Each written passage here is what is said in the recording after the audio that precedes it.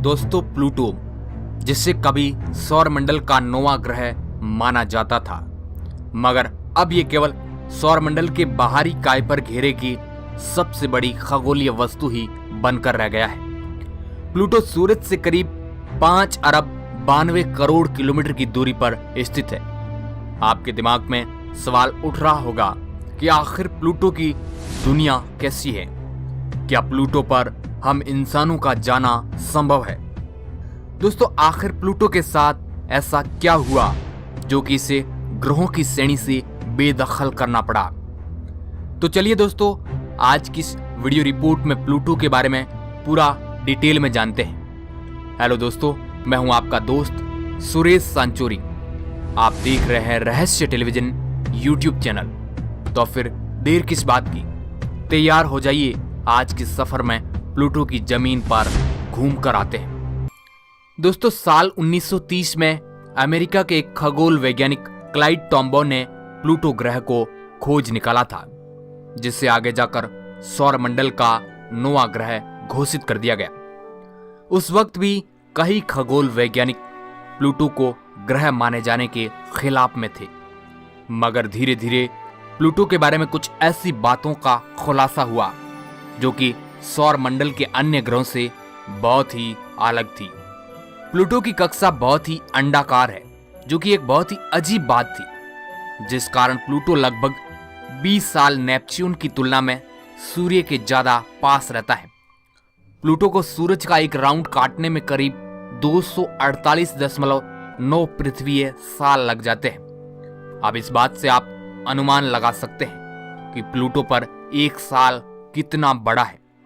इसकी कक्षा बाकी ग्रहों की कक्षा की तुलना में ढलान पर थी। प्लूटो आकार में बहुत ही छोटा है। इसका व्यास 2324 किलोमीटर है। प्लूटो की खोज से पहले सबसे छोटा प्लेनेट मर्क्यूरी था। प्लूटो का आकार बुध से आधे से भी छोटा है।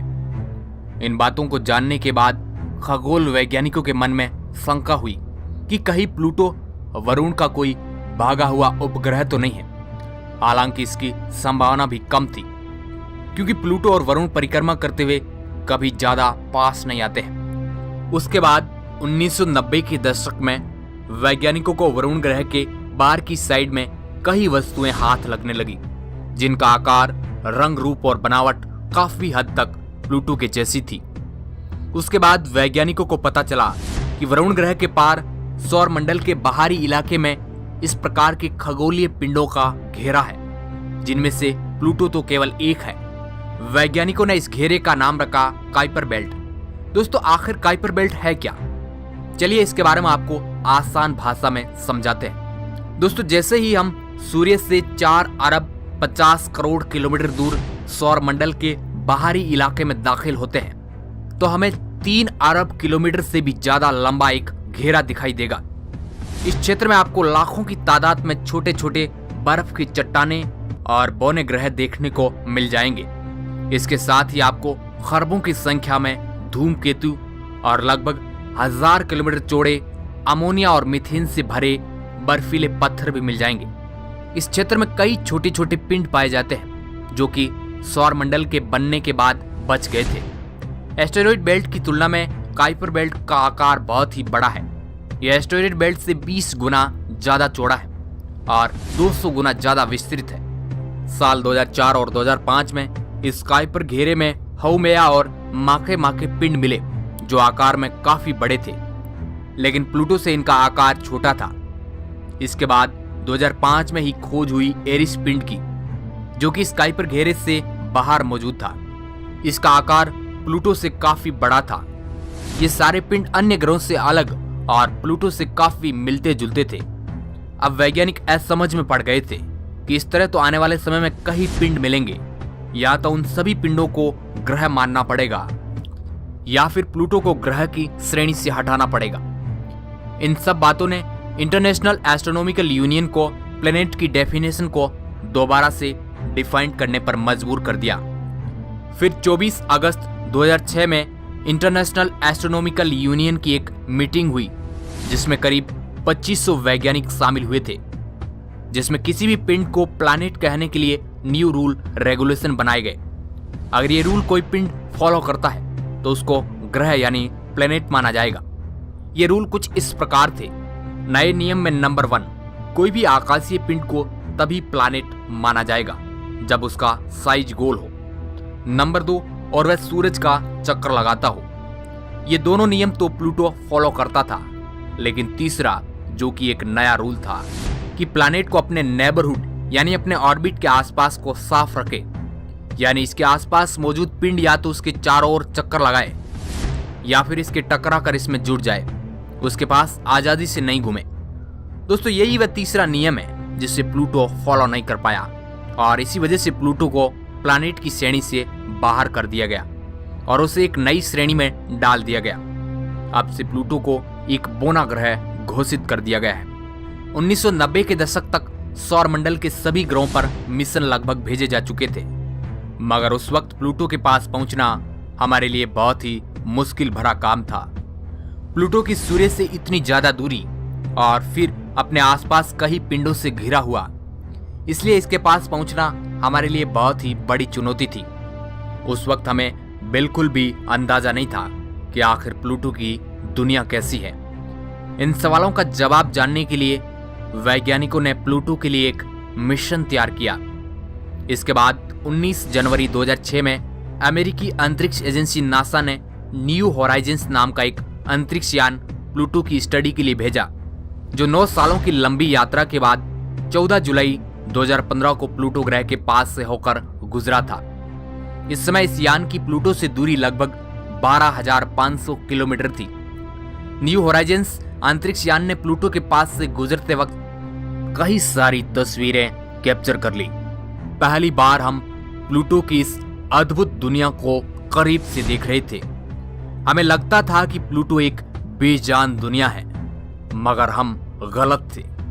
यहाँ ऊंचे बर्फीले पहाड़ थे, बिना क्रेटर वाले बड़े मैदान थे, कई जगह पर उबड़ खाबड़ इलाका था।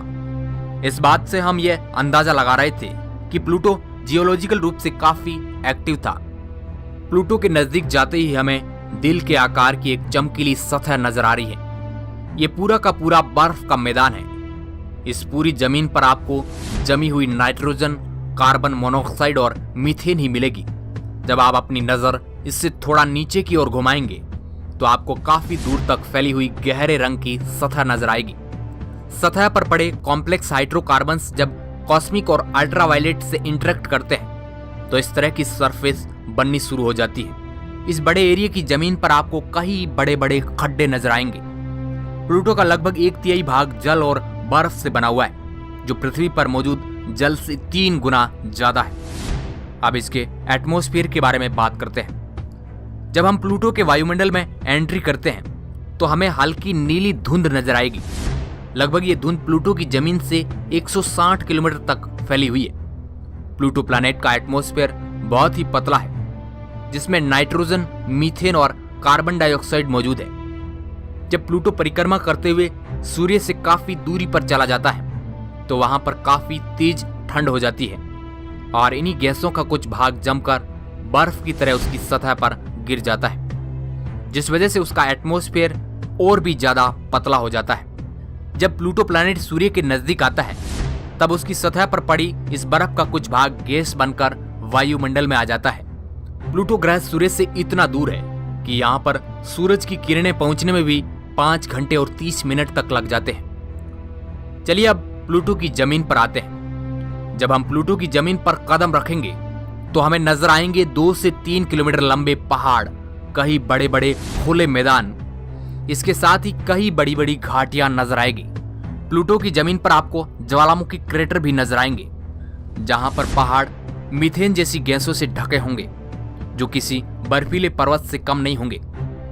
प्लूटो का वायुमंडलीय दबाव पृथ्वी से 1 लाख गुना कम है, जिस कारण प्लूटो की जमीन पर आपको किसी भी तरह का दबाव महसूस नहीं होगा। प्लूटो की जमीन का तापमान लगभग -240 डिग्री के आसपास रहता है। इस तापमान में हमारा वहां रहना बिल्कुल भी आसान नहीं है। यह तापमान पल भर के अंदर ही अपने बॉडी टिश्यूज को जमा कर रख देगा, जहां हमारी कुछ ही टाइम में मौत हो सकती है। मान लो अगर आप अत्याधुनिक टेक्नोलॉजी से लैस स्पेस सूट से प्लूटो की जमीन पर लैंड करते हैं और आप इसके टेम्परेचर की भयानकता से तो कैसे भी करके कई दिनों के लिए बच जाते हैं, मगर प्लूटो का गुरुत्वाकर्षण शायद ही आपको कई दिनों तक टिकने दे। प्लूटो का गुरुत्वाकर्षण बहुत ही कमजोर है। पृथ्वी की तुलना में इसका गुरुत्वाकर्षण केवल 6% ही है, यानी कि पृथ्वी की जमीन पर आपका वजन 70 किलोग्राम है, तो प्लूटो की जमीन पर आपका वजन केवल 4.5 किलोग्राम ही होगा। इस बात का अंदाजा आप खुद लगा सकते हैं कि इतने कमजोर गुरुत्वाकर्षण में चलना आपके लिए कितना मुश्किल होगा। यहाँ पर आप अपने बॉडी मूवमेंट को भी कंट्रोल नहीं कर पाएंगे। कमजोर ग्रेविटी का असर आपकी हड्डियों और मसल्स पर ज्यादा देखने को मिलेगा। लंबे समय तक कमजोर ग्रेविटी में रहना आपके नर्वस सिस्टम को खतरा पैदा कर सकता है। दोस्तों, प्लूटो के 5 ज्ञात उपग्रह हैं। साल 1978 में खोजा गया सेरान, जो कि सबसे बड़ा उपग्रह है और जिसका व्यास प्लूटो का आधा है। 2005 में खोज किए गए 2 नन्हे चंद्रमा निक्स और हाइड्रा, स्टिक्स, और जुलाई 2011 को घोषित किया गया कार्बेरोस, जो कि आकार में 30 किलोमीटर चौड़ा है। सेरान सबसे बड़ा और प्लूटो के सबसे ज्यादा करीब है। तो दोस्तों, कैसा लगा हमारा प्लूटो का सफर? आप अपनी प्रतिक्रिया कमेंट बॉक्स में जरूर दें। वीडियो रिपोर्ट को पूरा देखने के लिए आपका बहुत बहुत धन्यवाद।